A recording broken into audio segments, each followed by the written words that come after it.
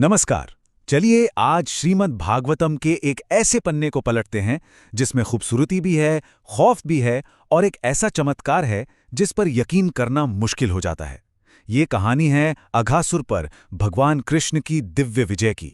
जरा सोचिए, क्या हो अगर एक खूबसूरत सा जंगल जहां सब कुछ बिल्कुल सेफ लगे, अचानक एक जानलेवा जाल बन जाए? यही वो सवाल है जो हमें सीधा वृंदावन के उस रहस्यमयी दिन में ले जाता है। तो कहानी शुरू होती है वृंदावन के एक ऐसे अनदेखे अनछुए कोने से जहां कृष्ण और उनके दोस्त एक अनजाने एडवेंचर की तरफ बढ़ रहे थे। इस जगह का नाम था नहुश्रवन, मतलब एक ऐसा स्वर्ग जहां इससे पहले शायद ही कोई गया हो। खेल खेल में कृष्ण और उनके ग्वाल बाल दोस्त इस नए जंगल की खूबसूरती में ऐसे खो गए कि उन्हें अंदाजा भी नहीं हुआ कि उन पर एक बहुत बड़ा खतरा मंडरा रहा है। माहौल कैसा था? अरे, चारों तरफ मोर अपने पंख फैलाकर नाच रहे थे। यमुना की लहरें पत्थरों से टकराकर संगीत बना रही थी। मतलब हर तरफ जिंदगी और खुशी थी। सब कुछ परफेक्ट था, है ना? लेकिन क्या ये शांति बनी रहने वाली थी? और बस यही शांति एक गहरे सस्पेंस और आने वाले खतरे में बदलने वाली थी। अचानक उन बच्चों की नजर एक ऐसी चीज पर पड़ी जो बिल्कुल भी नॉर्मल नहीं थी। तभी उनमें से एक की आवाज आई, अरे दोस्तों देखो, वो गुफा कितनी अजीब है। उन्हें महसूस हुआ कि उस गुफा से गर्म हवा आ रही है, जैसे कोई बहुत बड़ा जानवर सांस ले रहा हो। उनका शक बिल्कुल सही था, पर उन्हें अंदाजा भी नहीं था कि सच्चाई कितनी भयानक होने वाली है। तो अब बच्चों के बीच एक बहस छिड़ गई। कुछ कह रहे थे, अरे ये तो बस एक खूबसूरत पहाड़ी घाटी है। लेकिन दूसरों का दिल कह रहा था कि कुछ तो गड़बड़ है, कहीं ये कोई विशाल अजगर तो नहीं।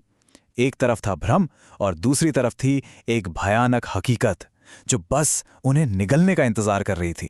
ये ना तो कोई पहाड़ था और ना ही कोई गुफा। ये था अघासुर, कंस का भेजा हुआ एक महाभयानक राक्षस जो अपना मुंह खोलकर इंतजार कर रहा था। तो ये अघासुर था कौन? असल में इसने 8 मील लंबे अजगर का रूप ले लिया था।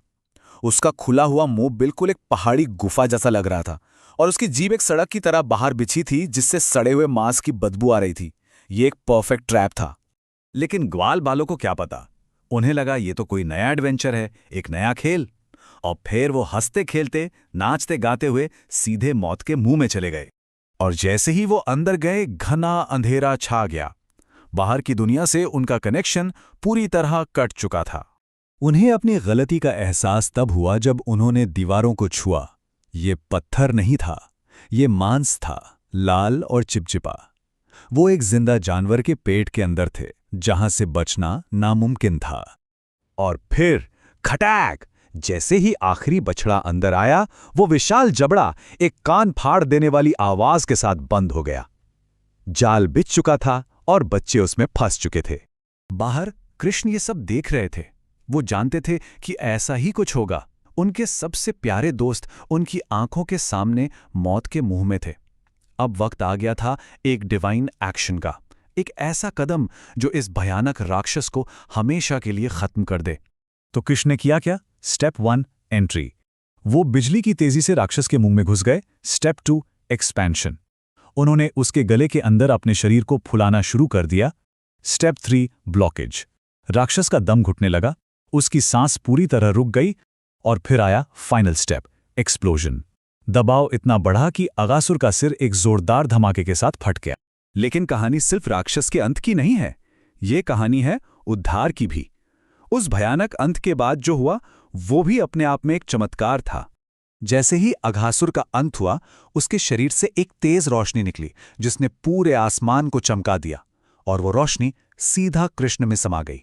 मतलब भगवान के हाथों मरने से सबसे बड़े पापी को भी मोक्ष मिल जाता है। और अंदर फंसे दोस्तों और बछड़ों का क्या?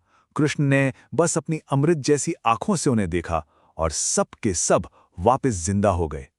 वो सब ऐसे बाहर निकले जैसे किसी बुरे सपने से जागे हों। उन्हें पता भी नहीं चला कि वो मौत के कितने करीब से होकर आए हैं। सब कुछ नॉर्मल लग रहा था। बच्चे फिर से हंसने खेलने लगे थे और वृंदावन में फिर से बांसुरी की धुन गूंज रही थी। लेकिन इस कहानी में एक आखिरी दिमाग घुमा देने वाला ट्विस्ट अभी बाकी था। तो क्या लगता है, कहानी यहीं खत्म हो गई? क्या सब कुछ इतना सिंपल था जितना दिख रहा था? जवाब है बिल्कुल नहीं। ये पूरी घटना जो बस कुछ मिनटों की लग रही थी, असल में कुछ मिनटों में हुई ही नहीं। पता है कितना वक्त बीता? पूरा 1 साल। जी हां, 1 साल। लेकिन कृष्ण की दिव्य माया की वजह से ग्वाल बालों को लगा कि ये सब तो बस अभी अभी हुआ है। और ये 1 साल का राज हमें सीधा अगली कहानी की तरफ ले जाता है।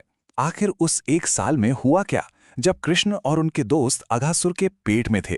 ये हमें पहुंचाता है ब्रह्मा जी के मोह तक, जो ठीक इसी घटना के बाद होता है। पर वो कहानी फिर कभी।